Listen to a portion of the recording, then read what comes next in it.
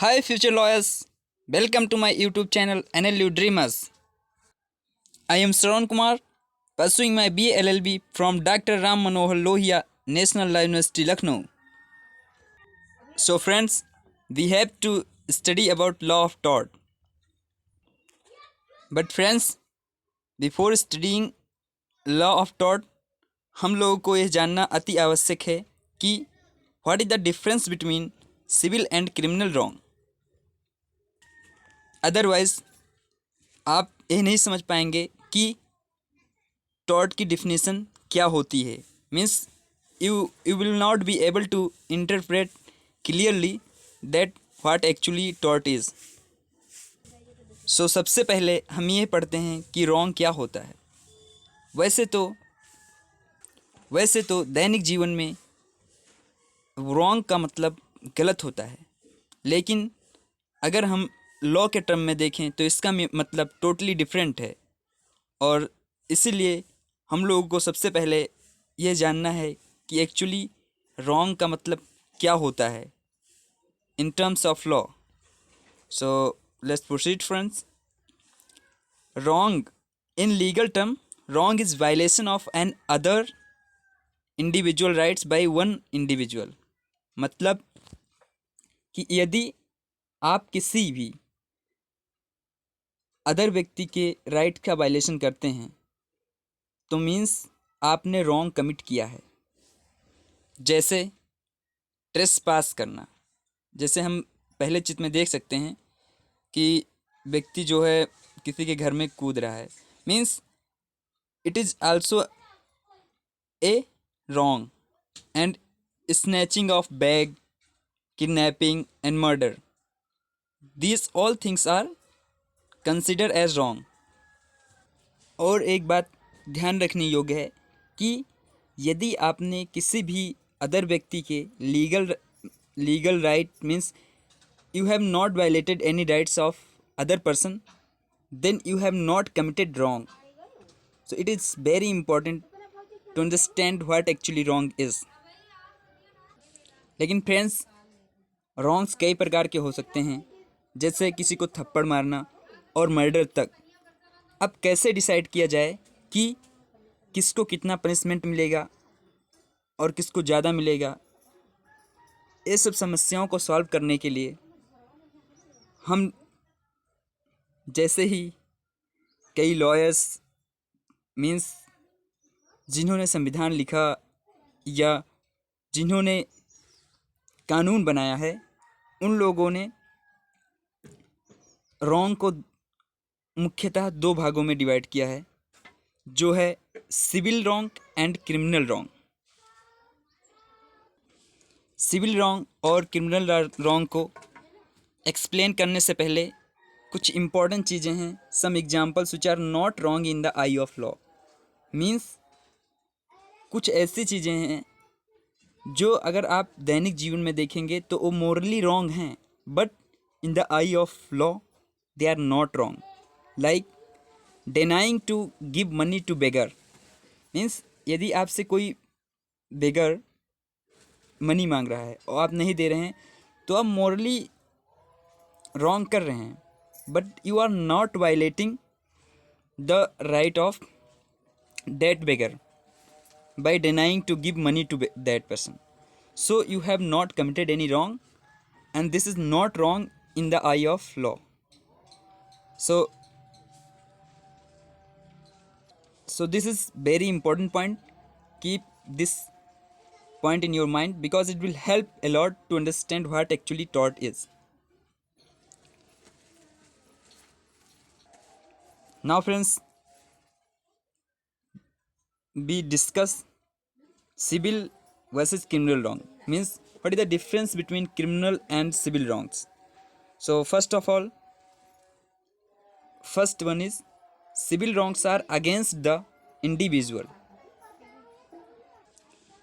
Means जब भी किसी इंडिविजुअल या व्यक्ति विशेष की राइट का आप वायलेशन करते हैं तो उस टाइम आप सिविल रॉन्ग कमिट करते हैं. जैसे यदि आप किसी के घर में ट्रेसपास करते हैं तो उसके पर्सनल या इंडिविजुअल राइट का वायलेशन कर रहे हैं। सो इसीलिए हम civil wrongs are always against the individual कहते हैं। और दूसरी तरफ हम क्रिमिनल रॉन्ग देखते हैं। Criminal wrongs are against the community as whole. Criminal wrong को हम against society as a whole या कम्युनिटी एज ए होल इसलिए कहते हैं क्योंकि if anybody commit a murder it disturb the order of the society और the community, so it is against the community as whole. Now move to second difference between civil and criminal wrongs. So civil wrongs are of less degree or severity. मतलब civil wrongs जो होते हैं वो कम saviour होते हैं। जैसे आपने अपने दोस्त को धक्का दे दिया मजाक में, वो गिर गया, तो अगर उसे चोट लग जाती है तो ये सिविल रॉन्ग्स में आएगा क्योंकि ये ज़्यादा सीवियर नहीं है। और वहीं हम criminal wrongs are of more degree और सेवेरिटी। मीन्स यदि आप गुस्से में हैं और अपने फ्रेंड को गन पॉइंट करते हैं उसकी तरफ और उसे शूट कर देते हैं, ये मतलब means anything which is more degree of severity are considered as criminal wrongs. And civil wrongs cases are seen as Ryland versus Fletcher. Means यदि आप सिविल रॉन्ग्स के केसेस को आप कभी भी देखेंगे तो उसमें इंडिविजुअल टू इंडिविजुअल होता है। मीन्स यक्स ने वाई से यदि फाइट किया तो जो केस बनेगा उससे हम कहेंगे एक्स वर्सेस वाई। और वहीं criminal wrong cases are seen as state of Tamil Nadu versus Subhash Katti, और we have already seen, or you have already seen that Union of India versus jet. Means कि क्रिमिनल रॉन्ग्स केसेस में जो state होता है या union होता है वह प्रोसिक्यूशन स्टार्ट करता है एक्यूज्ड के प्रति, बिकॉज जो यूनियन होता है he is responsible to maintain the order of the society और community.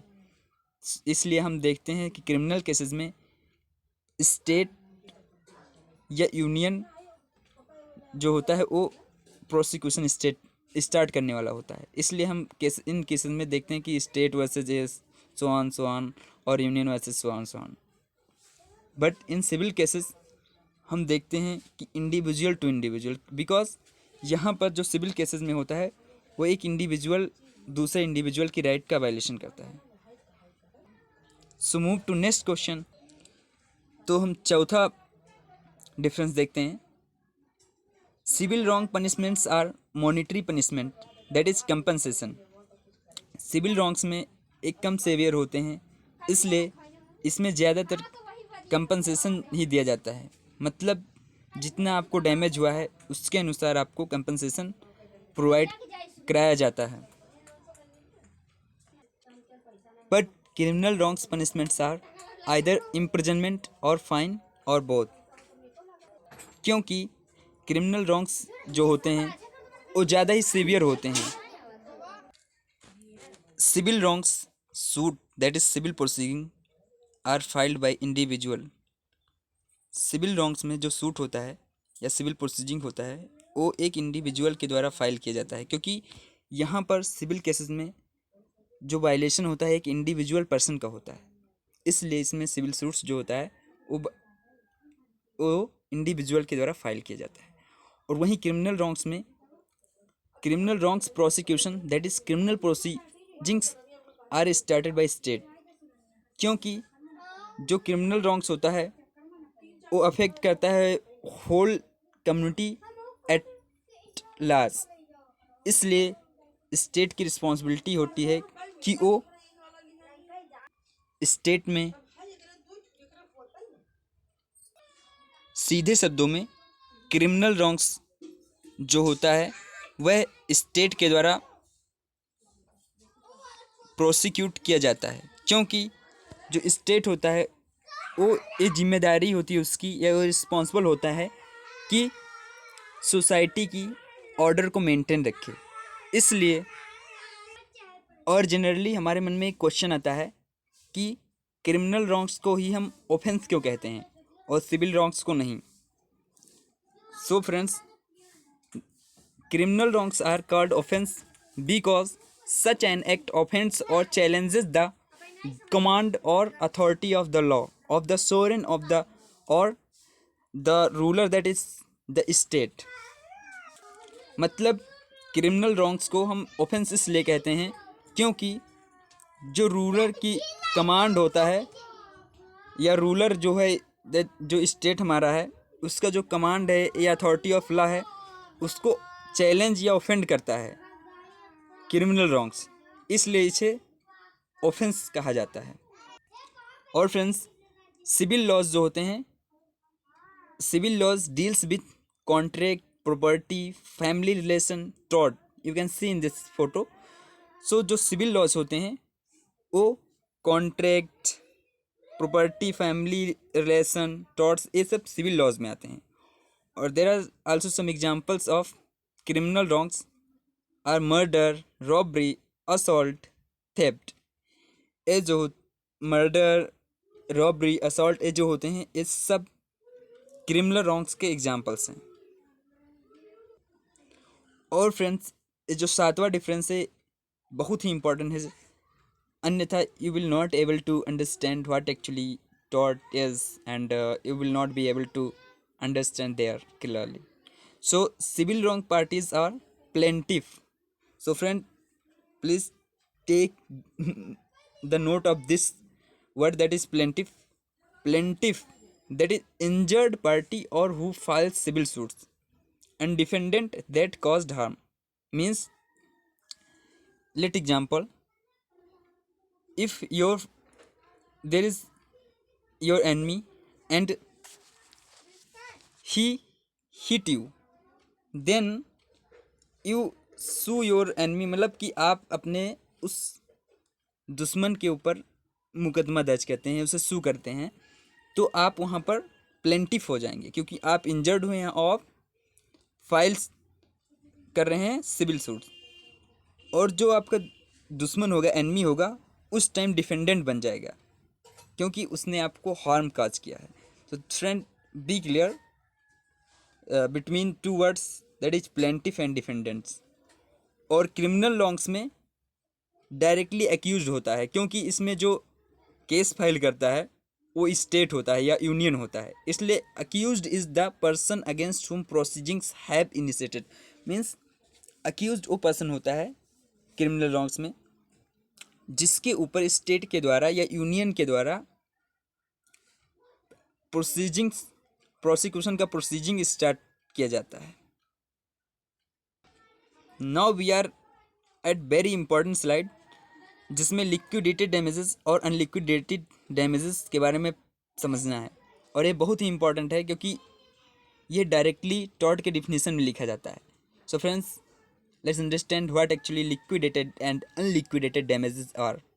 So first of all, let's study about liquidated damages. Liquidated damages are generally provided in civil cases.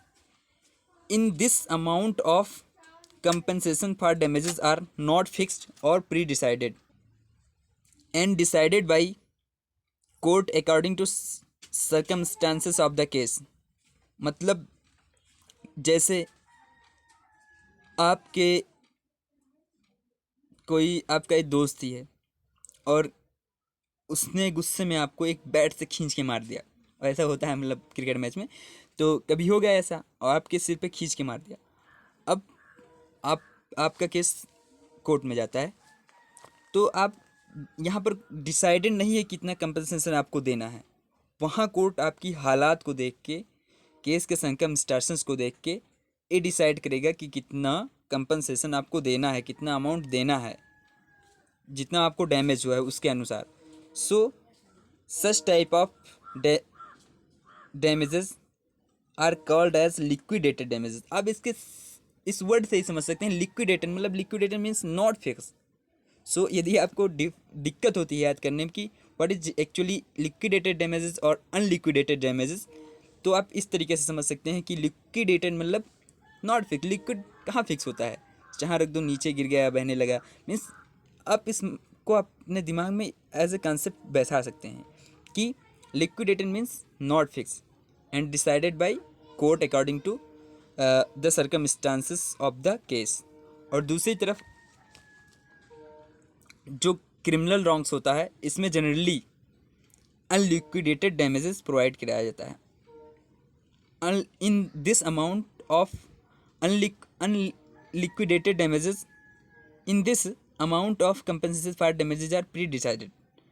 Means यदि आप किसी का murder कर देते हैं तो इसमें आईपीसी में डायरेक्टली मेंशन है कि आपको कितना सज़ा होगा, कितना कंपनसेशन देना होगा, मीन्स कितनी आपके ऊपर मॉनेटरी कंपनसेशन पड़ेगा, ये सब मेंशन है। तो this type of compensations are unliquidated damages. So I think these two terms will be too much clear to you, and if there is any problem you can ask me question related to these two topics in chat box। अब दोस्तों इतना पढ़ने के बाद आपके दिमाग में एक क्वेश्चन ज़रूर आया होगा कि क्या सिविल और क्रिमिनल रॉन्ग्स ओवरलैप कर सकते हैं, मतलब ऐसा कुछ कोई ऐसे रॉन्ग्स भी हैं जो सिविल में भी आते हों और क्रिमिनल रॉन्ग्स में भी आते हों। हाँ फ्रेंड, आप एग्जैक्टली आपने सही सोचा है। और मैं एक एग्जांपल से आपको समझाना चाहूँगा कि for example if you punches your girlfriend और boyfriend on her face, then your girlfriend और boyfriend can sue you for civil assault and battery. तो दोस्तों ये पिक्चर देख के तो आपको याद आ गई होगी अपनी पिटाई। तो यहाँ पर हो सकता है कि मतलब मैं डायरेक्टली नहीं कर रहा हूँ कि आपकी गर्लफ्रेंड ने मारा आपको या बॉयफ्रेंड ने गर्लफ्रेंड को मारा, आप समझ सकते हैं कि यदि आप अपने बॉयफ्रेंड के फेस पे मारते हैं या आपकी गर्लफ्रेंड आपके फेस पे मारती है, तो आप जो अपने बॉयफ्रेंड या गर्लफ्रेंड के ऊपर केस फाइल कर सकते हैं, सिविल केस, जो असॉल्ट और बैटरी का हो सकता है। तो और अगर स्टेट इसमें इंटरफेयर करता है तो यह आपको प्रोसिक्यूट कर सकता है क्रिमिनल असॉल्ट और बैटरी। तो इस प्रकार से हम समझ सकते हैं कि असॉल्ट जो है और बैटरी जो है दोनों में आता है, सिविल और क्रिमिनल रॉन्ग्स दोनों हैं। तो इस तरीके से समझ सकते हैं फ्रेंड्स कि सिविल और क्रिमिनल रॉन्ग्स ओवरलैप करते हैं। So thanks for watching. Please like, share and subscribe your channel for getting such valuable videos, and please help friends. I want to complete thought in this simple and better way, and it will help you a lot. Thanks once again. Bye bye.